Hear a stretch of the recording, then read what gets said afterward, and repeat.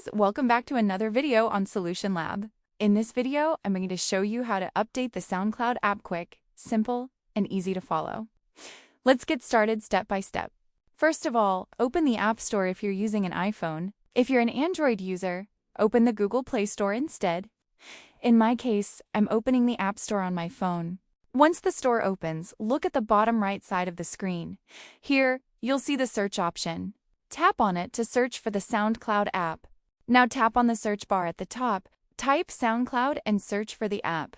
Make sure you select the official SoundCloud app from the results. After opening the SoundCloud app page, you'll see an update button. The update option usually appears in a blue color. Tap on Update to start updating the app. Now just wait for the update to finish downloading and installing. This may take a few seconds, depending on your internet speed. Once completed, your SoundCloud app will be fully updated. And that's how you can easily update the SoundCloud app on your phone. If this video helped you, don't forget to like, subscribe, and share it with others. Comment below if you want more simple app tutorials. See you in the next video.